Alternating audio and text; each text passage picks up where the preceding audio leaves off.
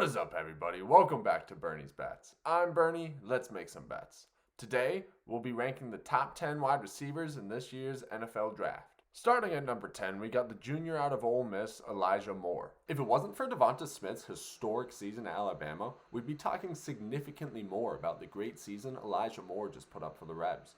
In just 8 games, he racked up 1,200 yards and 8 touchdowns on just 86 catches. Moore is best used out of the slot, although he has lined up out of the boundary at times as well. He's still raw as a route runner, but once the ball is in his hands, he has breakaway speed and is always capable of busting open a big play. On day 2 and 3, you're primarily looking for guys with potential, and Moore has the speed to keep any coach intrigued. His game most reminds me of Brandon Cooks out of Oregon State, and I think he can find similar production in the NFL with the right organization. I expect Moore to be drafted late day 2 or early day 3. My number 9 ranked receiver in this year's NFL Draft is Amari Rodgers out of Clemson. People always ask me why I'm so high on Amari Rodgers, and you know I'm a sucker for versatility at the wide receiver position. These last couple of years, I've been wicked high on guys like Brandon Ayuk and Laviska Shenault, and I think Rodgers is the latest in that vein of player. Rodgers is built closer to Ray Rice than he is an actual wide receiver, and he plays with the same level of competitive toughness. He actively seeks out contact, and although he's on the shorter side, he's strong enough to routinely break arm tackles. He was Trevor Lawrence's top target this season, racking up over 1,000 yards, but he wasn't relegated to just the slot. It's actually quite easy to confuse Etienne and Rodgers on tape with how they line them both up all over the field, and Rodgers would be best in a system that also uses his ability out of the backfield, as well as in the slot and screen games. Because of his stature and primary slot role, I expect Rodgers to be drafted sometime on day 2 or 3, but he's one of my favorite players in this year's draft, and I expect Rodgers to carve out a nice role for himself over his career. At number 8, I have Rondale Moore out of Purdue. If Rondale Moore's collegiate career were flipped backwards, he'd be looked at as a top 10 pick. He had an electric freshman season totaling 1,300 yards and 10 touchdowns, but battled injuries his sophomore and junior campaigns, playing 7 games since. If Moore is as healthy as he reports, he's dynamite ready to ignite. He's lit up opponents out of the slot, from the backfield, and especially on special teams where he's averaged 20 yards per return. Still, that injury concern is there and it's prevalent, which is why he reminds me so much of former Florida Gator Percy Harvin. When he's on the field, Moore will affect all levels of the game, but the question is, how often will he be on the field? I see Moore as a late first-round pick, early second, and if he can stay healthy, he has the potential to be not just the best receiver, but overall player in this class. At number 7, I have Terrace Marshall out of LSU. When watching Terrace Marshall tape, you can tell he used to play basketball. He goes up and after jump balls like rebounds in the 4th quarter. Marshall took advantage of his opportunity with the Tigers this season after Justin Jefferson got drafted and Chase sat out. Lining up primarily in the slot, Marshall averaged 104 yards and a touchdown with mediocre QB play. He's a bigger receiver who can play both inside and out, and is best using his size and length to attack smaller corners. Still, for his size, he's an above-average route runner and was a go-to target on 3rd down all season. His game is reminiscent of Tyler Boyd coming out of Pitt.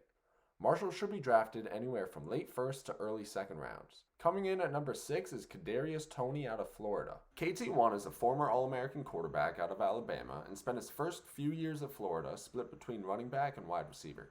He's another guy who shouldn't be pigeonholed to any one position other than football player. This season was his first, primarily spent at receiver, and he did not disappoint, racking up 10 touchdowns and just under 1,000 yards. Anytime the ball touches his hands, it's capable of going for 6. At the Senior Bowl, he was by far the most impressive route runner during one-on-ones. However, he did struggle catching the ball at times and dropped a few wide-open throws. He's not a natural hand catcher and will catch with the body more often than he should, but the drops he does have are primarily when he's looking upfield early looking to score. Still, he's gotten better every season at Florida, and I expect that growth to continue into the NFL as he's just learning the position. Because of his versatility and run-after-the-catch ability, I compare Toney to Curtis Samuel. He'll be best with a coach that utilizes him more as a chess piece than a slot receiver, and I expect him to be drafted in the late 1st round. My 5th-ranked receiver out of the 2021 NFL Draft is Rashod Bateman out of Minnesota. Rashod Bateman is a classic jack-of-all-trades, master of none. He can line up inside or out, is clean running through his breaks, and has an ideal frame that makes him difficult to tackle with the ball in his hands. Still, there's no elite trait that I can point to that would get him a higher ranking. His best season was his sophomore year where he finished 3rd in the Pac-12 with 1,200 yards and 11 touchdowns. There's a lot of talk about him running a 4.39, but he doesn't play that fast. But he's not slow, and he can use his size to outmuscle corners on contested balls. He has great soft hands and is the prototype possession receiver when you need a crucial third down. His versatility is average. He can play all X, Y, and Z receiver positions, but he won't be your joker player like a Waddle or a Toney. I compare him to Chris Godwin coming out of Penn State, and I expect Bateman to be drafted within the top 15 of this year's draft. The number 4 ranked receiver in this year's NFL draft is Devonta Smith out of Alabama. Somehow, I think over the course of this draft cycle, Devonta Smith has actually become underrated. The Heisman winner beat every top corner in the country and performed best on the brightest stages. Smith may have had the best college career of any receiver ever, but many people doubt whether or not he can play at his slim 170 pounds. I know Coach Parcells said if you draft exceptions, your team will end up full of exceptions, but there's been plenty of 170-pound receivers to excel in the league, and Smith was better than all of them in college. He's actually best in press coverage and stays at full speed even when bumped off his routes. I think talent is talent no matter what shape or size it comes in, and Smith might be the best route runner we've ever seen out of the draft. Question whether or not he can stay healthy all you want, he's one of the only receivers in this draft who's actually been able to stay healthy. I compare Smith to Chad Ochocinco with less hot air in between his ears, and I think he should be a top 15 pick in this year's draft. Coming in at number 3 is JaMarr Chase out of LSU. At just 19 years old, JaMarr Chase looked like a man amongst boys in 2019, breaking the SEC record in both receiving yards and touchdowns. Although standing at just 6'1", Chase plays much larger and wins more with physicality than savvy. Joe Brady's offense wasn't route-based, but concept-based, and Chase showcased an incredible IQ with his ability to read defenses and find the open space. That's also where it's tough to rank Chase, as we only saw 1 year of him in this revolutionary offense, and with the Heisman winner Joe Burrow throwing him the ball. On the flip side, he was better than Justin Jefferson in that very same offense, and Jefferson just had what is quite possibly the best rookie season for a receiver ever. Truthfully, I think Chase is far from a finished product compared to what we saw at LSU. He wasn't the quickest or fastest player out there, but he's already the strongest, and like most 19-year-olds, his body is still developing. I think taking the year off was a great decision, as he could take a full year to focus on his body leading up to the draft. Chase's game reminds me most of Davante Adams, and I think he should be a top 10 pick out of this year's draft. My number 2 ranked wide receiver out of the 2021 NFL draft is Jaylen Waddle out of Alabama. Jaylen Waddle's run after the catch is the single most elite trait in this entire draft class. Not Smith's route running, not Sewell's athleticism, and not even Trevor Lawrence's hair. Once Jaylen Waddle gets the ball in his hands, he can turn on the jetpacks and take any play for 6. He makes the fastest players in the SEC look slow and routinely can turn a corner he has no right in hitting. Over half of Waddle's career yards were after the catch, and it's apparent on tape. He was Alabama's joker option and would routinely line up as a halfback or run in motion across the offense.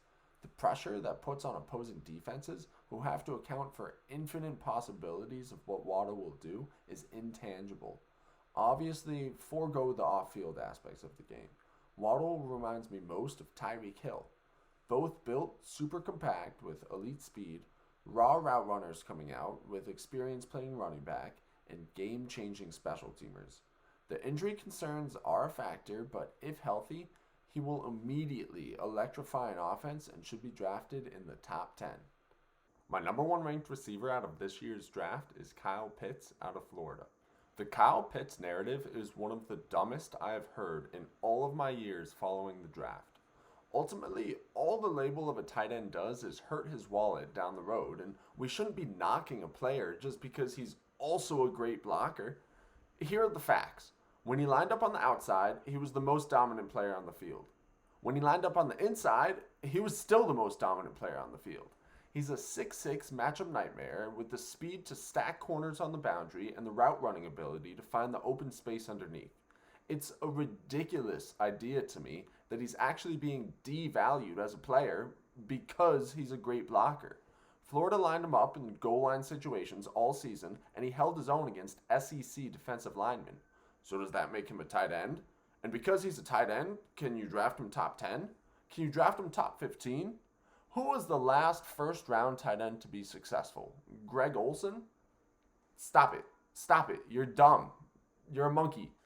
Kyle Pitts, like Waddle, like Toney, is an offensive weapon meant to be used all over the field. He's like George Kittle. Okay, yeah, he's a tight end because he's an elite blocker. But you're really going to tell me he's not a top 10 receiver in this league? Kyle Pitts is the most elite talent in this class and should be taken in the top 5 picks. So that's all I got for you today, guys. If you enjoyed the content, please remember to like and subscribe. You don't always have to bet with Bernie, but when you bet with Bernie, you bet to win big.